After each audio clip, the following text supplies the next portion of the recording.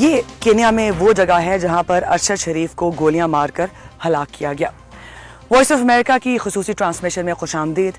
آپ دیکھ رہے ہیں پروگرام ویو 360 اور کینیا کے شہر نیروبی کے مضافاتی علاقے مگاڈی سے میں ہوں ارم عباسی۔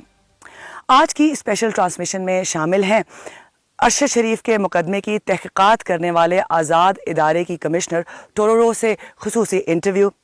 بات کر رہے ہیں ہم ایک مقامی معتبر صحافی سے، اور میں آپ کو لے کر جاؤں گی ایسے مقامات پر جو اس مقدمے کے لیے اہم ہیں۔ 23 اکتوبر کی رات تھی، لگ بھگ رات کے 9 بج رہے تھے اور اسی جگہ پر ارشد شریف کو ہلاک کیا گیا۔ ان کے ساتھ ڈرائیونگ سیٹ پر خرم احمد، جو کہ پاکستانی کنیڈین بتائے جاتے ہیں، وہ موجود تھے۔ ارشد شریف اس حملے میں ہلاک ہو گئے۔ مگاٹی نامی یہ علاقہ جو ہے یہ نیروبی سے لگ بھگ 100 کلومیٹر دور ہے، اور یہاں پر پولیس کی اسپیشل ٹاسک فورس نے اس وقت ایک لینڈ کروزر پر گولیاں چلائی جب ارشد شریف اس پر سوار تھے۔ یہ ایک دور دراز علاقہ ہے اور آپ دیکھ سکتے ہیں کہ یہاں پر بہت کم آبادی آپ کو نظر آ رہی ہے۔ زیادہ تر لوگ یہاں پر اپنے مال مویشی لے کر آتے ہیں تاکہ ان کو پانی اور خوراک مہیا کی جا سکے، اور جہاں تک نظر جاتی ہے بنجر زمین ہے۔ یہ راستہ آمد و رفت کے لیے اور بڑی گاڑیوں کے لیے کم ہی استعمال ہوتا ہے۔ ارشد شریف اور خرم احمد اس رات ایک شوٹنگ رینج سے واپس آ رہے تھے جب ان پر حملہ ہوا۔ پولیس کا دعویٰ یہ ہے کہ انہیں ایک اطلاع ملی تھی کہ ایک گاڑی کو ہائی جیک کیا گیا ہے جس میں مبینہ طور پر ایک اغوا شدہ بچہ موجود ہے، اس لیے انہوں نے گاڑی کو روکنے کی کوشش کی، لیکن جس گاڑی پر فائر کیا گیا وہ گاڑی بھی اور تھی اور اس کا ماڈل بھی اور تھا۔ سسپیکٹڈ کار مرسیڈیز اسپلنٹر تھی، نہ کہ ٹویوٹا لینڈ کروزر جس میں ارشد شریف سوار تھے۔ اور سوال یہ پیدا ہوتا ہے کہ اگر گاڑی میں بچہ موجود تھا تو اتنی گولیاں کیوں برسائی گئی؟ جب سے ہم کینیا میں موجود ہیں، ہم اس پیچیدہ کیس میں انہی سوالات کے جوابات ڈھونڈنے کی کوشش کر رہے ہیں، اور میں نے یہی سوالات جب اس مقدمے کی تحقیقات کرنے والے ادارے انڈیپینڈنٹ پولیس اوورسائٹ اتھارٹی کی کمشنر ٹورورو کے سامنے رکھے تو انہوں نے کیا کہا، یہ پروگرام میں ہم آگے چل کر آپ کو دکھائیں گے۔ ابھی آئیے چلتے ہیں اس فارم ہاؤس میں جہاں پر کہا جاتا ہے کہ ارشد شریف نے اپنا آخری ڈنر کیا ہے۔ کرائم سین سے یہ فارم ہاؤس 15 کلومیٹر دور ہے، اور جب نیروبی میں نے ان سے بات کی انٹرویو کے لیے تو وہ صحافی کا نام سنتے ہی گھبرا گئے۔ اب ہم کوشش کریں گے کہ ہم اس فارم ہاؤس میں اندر جا سکیں اور ان سے بات کر سکیں۔ اس فارم ہاؤس کا نام اموڈم ہے۔ یہ کینیا میں بسنے والے امیر لوگوں کے لیے بنایا گیا ہے، جس میں شوٹنگ رینج ہے، کیمپنگ ہے اور لاڈجنگ یعنی قیام و طعام کی سہولیات بھی اویلیبل ہیں۔ اس فارم ہاؤس کی انتظامیہ نے ہم سے بات کرنا تو دور کی بات بلکہ ہمیں اس کمپاؤنڈ کے ارد گرد رہنے بھی نہیں دیا۔ جب میری گارڈ سے بات ہوئی تو انہوں نے بتایا کہ ارشد شریف کی ہلاکت کی وجہ سے یہ فارم ہاؤس اس وقت بند ہے، اور میرے پوچھنے پہ یہ بھی انہوں نے مجھے بتایا کہ ایک وقت میں اتنے بڑے فارم ہاؤس پہ صرف 20 لوگوں کو اکوموڈیٹ کیا جا سکتا ہے۔ پولیس اور خرم احمد نے اپنے بیان میں یہی کہا ہے کہ ارشد شریف نے اپنا آخری ڈنر اسی فارم ہاؤس پہ کیا تھا، جس کے بعد وہ وہاں سے روانہ ہوئے، پھر پولیس نے ان پر گولیاں چلائی اور وہ ہلاک ہو گئے۔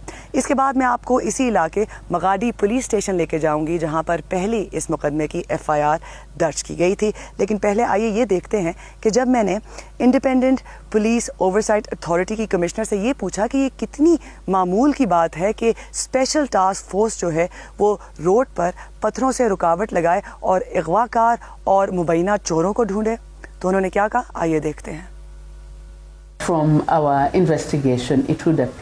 ہماری تحقیقات سے معلوم ہوتا ہے کہ جس گاڑی کی نمبر پلیٹ کے بارے میں انتباہ جاری کیا گیا وہ شریف کی گاڑی کی نمبر پلیٹ نہیں ہے، اور در حقیقت یہ 2 مختلف گاڑیاں ہیں۔ پھر سوال یہ پیدا ہوتا ہے کہ پولیس اہلکاروں نے اس گاڑی پر گولی کیوں چلائی یا اسے روکنے کی کوشش کی۔ پھر ایک اور مسئلہ یہ ہے کہ ہمیں جائے وقوع سے معلوم ہوا کہ پولیس اہلکاروں نے سڑک پر رکاوٹیں کھڑی کی تھیں اور کسی بھی گاڑی کو روکنے کے لیے پتھر رکھے تھے، اور عموماً آپ کو معلوم ہوگا کہ ہمارے ہاں کینیا میں سڑکوں پر رکاوٹیں ہوتی ہیں اور کینیا کے شہری عام طور پر رکتے ہیں، لیکن روڈ بلاک کے اس مخصوص واقعے میں پتھر سڑک پر رکھے گئے تھے۔ ہم نہیں جانتے کہ کیوں۔ لیکن کیوں کینیا کی پولیس پتھروں کی رکاوٹیں کھڑی کرے گی جب وہ بیریئرز بھی استعمال کر سکتے تھے؟ کیا یہ معمول کی بات ہے؟ یہ غیر معمولی ہے، جی ہاں، لیکن پھر آپ سمجھیں کہ مجھے معلوم نہیں کہ انہوں نے پتھر کیوں استعمال کیے، لیکن شاید ان کے پاس استعمال کے لیے رکاوٹ نہیں تھی، مگر عموماً ہم دھات کی رکاوٹیں استعمال کرتے ہیں۔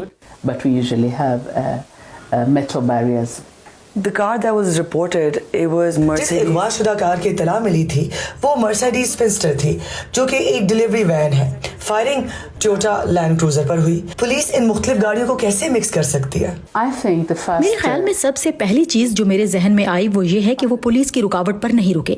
ये पहली बार नहीं कि हमने केनिया में पुलिस एहलकारों को एक गाड़ी पर फायर करते देखा जो सड़क पर रुकावट को तोड़कर गुजरी।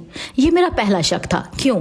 क्योंकि बाज औकात ये जराइम पेशा अफराद हो सकते हैं जो पुलिस एहलकारों से बचते हैं और पुलिस के नाके से बचने की कोशिश करते हैं, लेकिन फिलहाल मैं ये नहीं कह सकती कि ये वजह थी। इसका पता लगाना तफ्तीशकारों का काम होगा। So if it's a case of अगर अगवा का केस है, चोरी का केस है, तो आम पुलिस को क्यों नहीं इस्तेमाल किया गया? पुलिस के अंदर सबसे ट्रेंड स्पेशल पुलिस फोर्स का इस्तेमाल क्यों किया गया? this special unit, इस मखसूस यूनिट GSU का एक कैंप उस जगह के करीब है जहां ये वाकया पेश आया, तो ऐसा नहीं है कि अगवा के केस की तहकीक के लिए खसूसी यूनिट वहां भेजा गया हो, मगर GSU का एक खसूसी यूनिट जय वकुआ के बिल्कुल करीब था और GSU जराइम के इंसदाद के लिए भी काम करता है।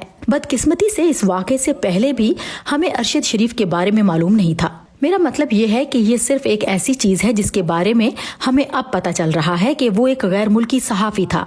हमें अब ये मालूम हो रहा है कि उसे अपने मुल्क में कुछ मसाइल का सामना था।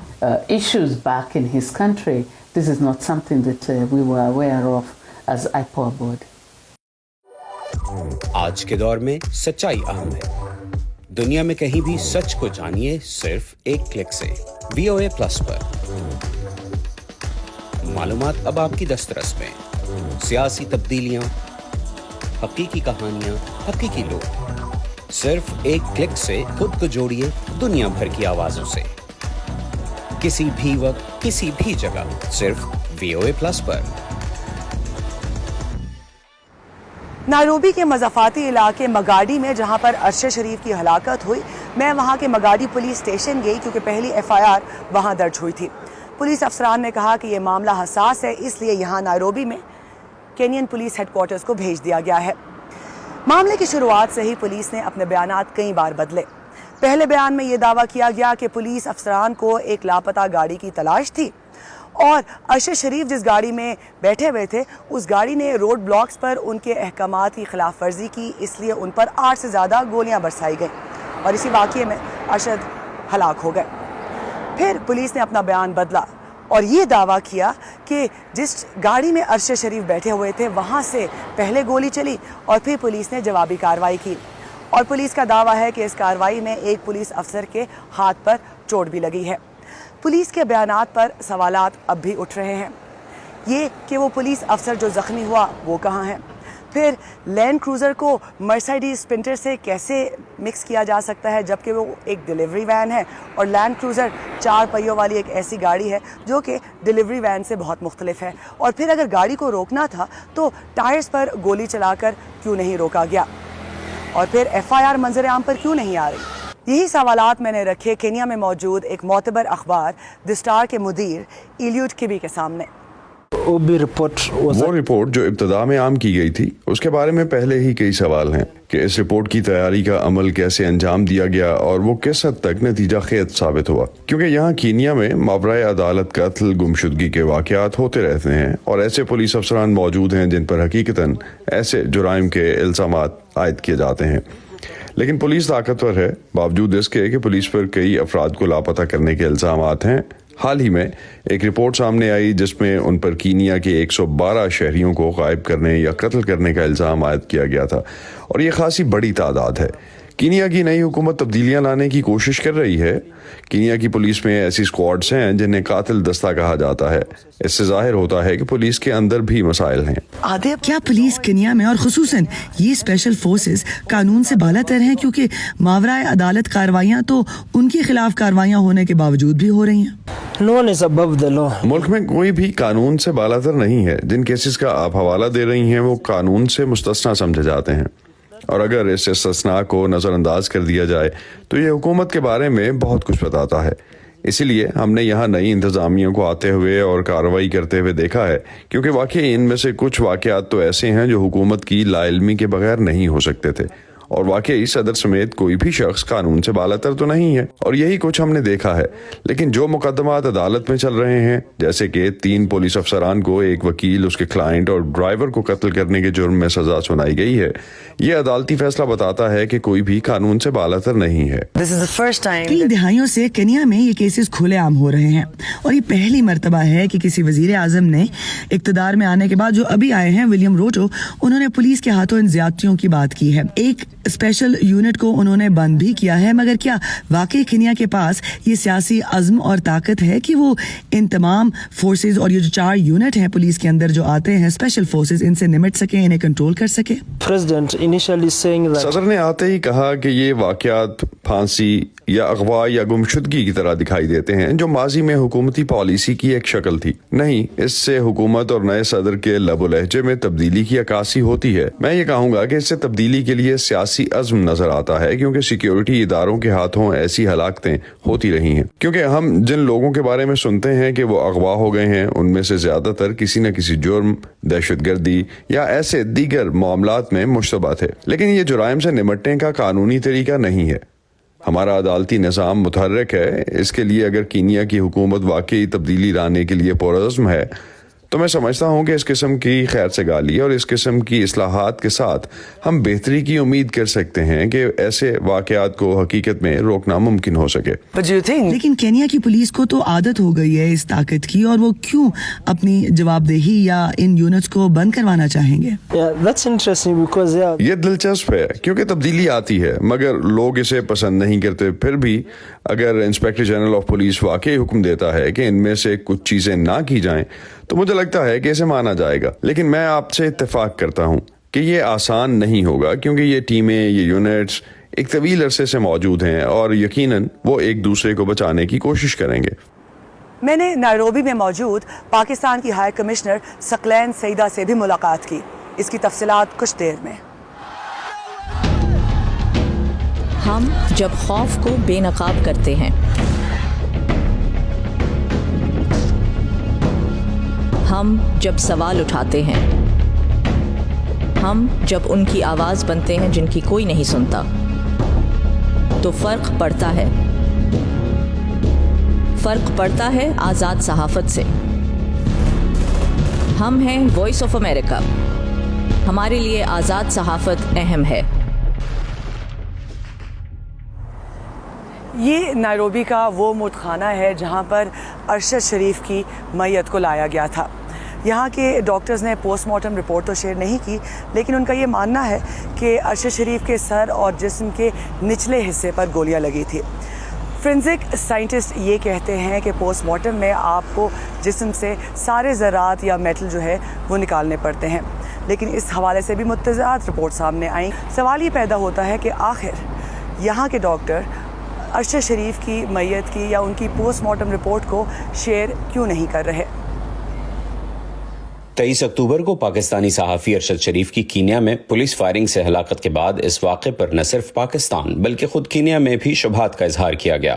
اب بھی اس واقعے سے متعلق بہت سے سوالوں کا جواب آنا باقی ہے۔ ارشد شریف کی کینیا میں ہلاکت پر اٹھنے والے سوالات کی ایک بڑی وجہ کینین پولیس کی ساکھ بھی ہے، جس پر ماضی میں بھی نہ صرف مقامی بلکہ غیر ملکی شہریوں کے ماورائے عدالت قتل اور انسانی حقوق کی سنگین خلاف ورزیوں کے الزامات لگتے رہے ہیں۔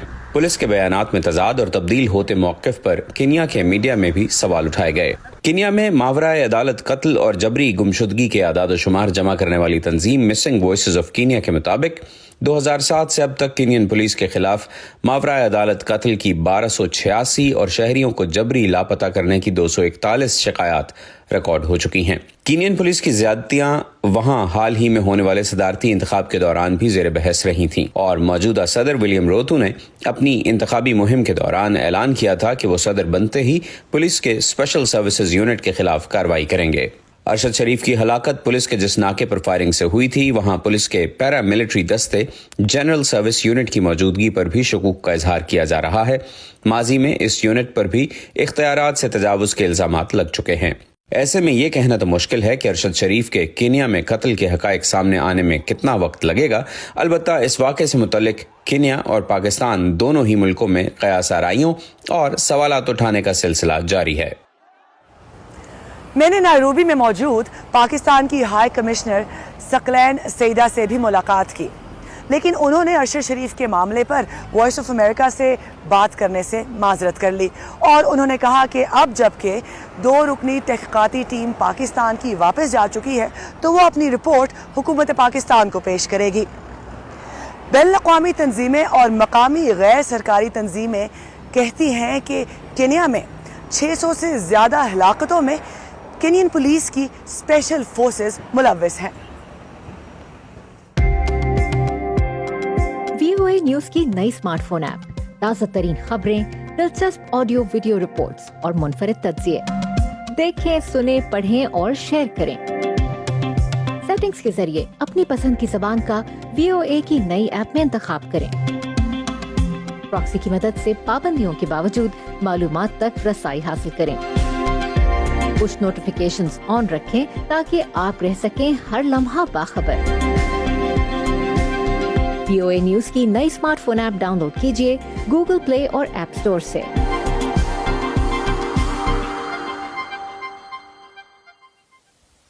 ارشد شریف کے کیس میں پولیس کے طاقت کے بیجا استعمال کے خلاف تحقیقات تو ہو رہی ہیں، لیکن بعض ماہرین یہ مطالبہ کر رہے ہیں کہ اس مقدمے میں قتل کی سازش کے خلاف تحقیقات کو بھی شروع کیا جائے۔ ارشد شریف کی ہلاکت سے متعلق اب بھی کئی سوال باقی ہیں، جنہیں تلاش کرنے کے لیے میں نائروبی میں موجود ہوں۔ ہمارے ساتھ رہیے گا، ہماری خصوصی کوریج کا سلسلہ جاری ہے، مگر جاتے جاتے یہ دیکھیے گا کہ پاکستان میں صحافیوں کو اپنے فرائض سر انجام دینے میں کیا دشواری پیش آتی ہے، وہ کتنا محفوظ محسوس کرتے ہیں۔ اسی کے ساتھ ارم عباسی کو دیجیے اجازت، خدا حافظ۔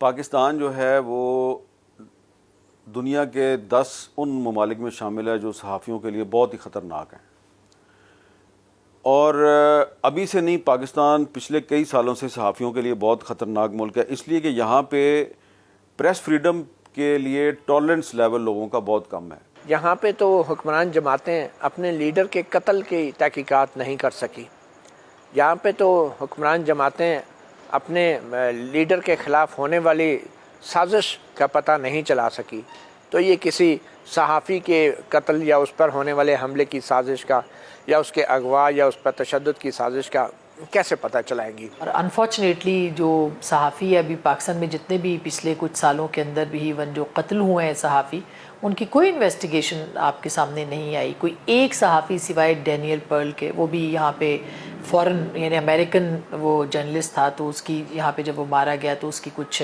فائنڈنگ سامنے آئیں یا اس کے جو لوگ ہیں ان کو سزا ہوئی ہے، جو بھی تھا وہ آپ کے سامنے۔ ادروائز جتنے صحافی یہاں پہ مارے گئے ہیں وہ تاریک راہوں میں مارے گئے ہیں۔ پھر 2012 میں میری گاڑی کے نیچے بم لگا، وہ ایک اور ایکسپیرینس تھا۔ اب جناب اس کے بعد یہ ہوا کہ جناب میرے پہ پہلے تو میرے ساتھ گارڈ چلتے تھے، اب اس کے بعد پھر میں نے بلٹ پروف گاڑی جو ہے وہ اس میں موو کرنا شروع کر دیا۔ ایک اور عذاب آ گیا آپ پہ، بلٹ پروف گاڑی جو ہے اس پہ موو کرنا بہت ہی مشکل کام ہے۔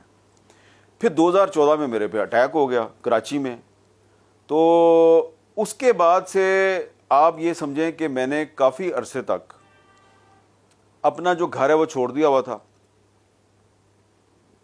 اور میں نے اسلام آباد میں 2 ڈیفرنٹ جگہ جو ہے وہ کرائے پہ لی ہوئی تھی۔ ایک رات میں ایک جگہ پہ سوتا تھا، دوسری رات میں دوسری جگہ پہ سوتا تھا، تو یہ بڑی مشکل زندگی ہوتی ہے، اور شاید اسی لیے میں یہ سمجھتا ہوں کہ ہمارے بہت سے کولیگ جو ہیں جب ان کو ایسی صورتحال کا سامنا ہوتا ہے تو وہ پھر پاکستان سے باہر چلے جاتے ہیں۔ اگر تو آپ ریاست اور حکومتی اداروں کی ہدایات اور پالیسیز کے مطابق جرنلزم کر رہے ہیں تو ایسی جرنلزم تو نہ صرف بہت آسان ہے بلکہ آپ کے لیے بہت فائدہ مند بھی ہے۔ اور اگر آپ ریاست کے اوپر یا حکومتی اداروں کی کارکردگی کے اوپر یا ان کے رویوں اور پالیسیز کے اوپر یا ان کی غیر آئینی اقدامات کے اوپر تنقید کرتے ہیں تو پھر آپ کے لیے جرنلزم تو کیا، یہاں پہ جینا بھی مشکل کر دیا جاتا ہے۔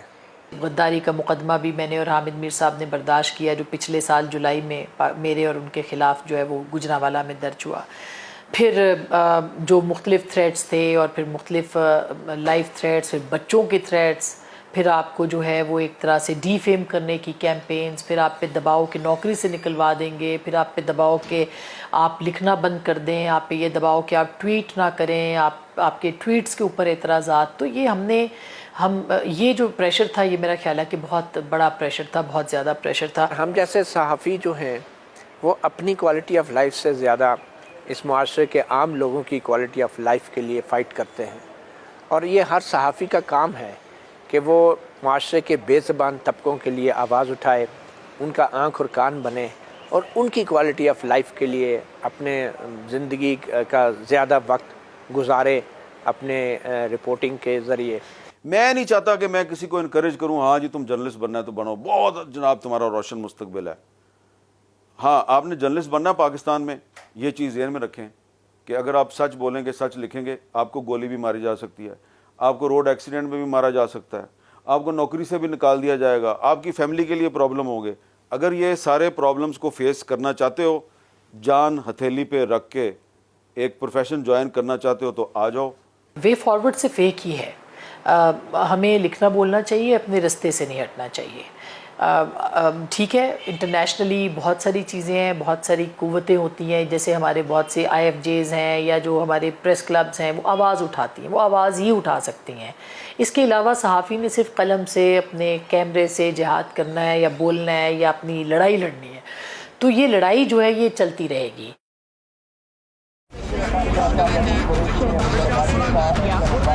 खबरों के पीछे नहीं भागते, हम कहानियां ढूंढते हैं, आम लोगों की खास कहानियां। मैं कोई उनसे अलग मखलूक तो ना थी, तो क्यों ना मैं एक ऐसा काम करूं कि जिसमें मैं महारत हासिल करूं, और वो नेकी क्या हो, जो छोटी छोटी कोशिशों से बदल रहे हैं बेशुमार जिंदगियां। मुझे जब भी जरूरत हुई मुझे इन्होंने माशाल्लाह कर्जा दिया और मेरा कारोबार बहुत अच्छा चला। ला रहे हैं अपने इर्द गिर्द बड़ी तब्दीलियां। अक्सर जो यहाँ बच्चे हैं वो भीख मांगने वाले बच्चे हैं, और जब ये बच्चे स्कूल में आए तो बहुत सारे बच्चे खुश हो रहे थे। आज वहीं और यहाँ बेहिचक अपने प्लांटों पर, मतलब अपने गोट के प्लांट पर आती हैं, पानी भरती है। हम जाते हैं खबरों से आगे। मैं हूँ नीलोफर मुगल, समन खान, सादिया ज़ेबरान झा, उमर फारूक, चित्राडार, गेती आरानी, मुर्तज़ा ज़हरी। हम हैं वॉइस ऑफ अमेरिका।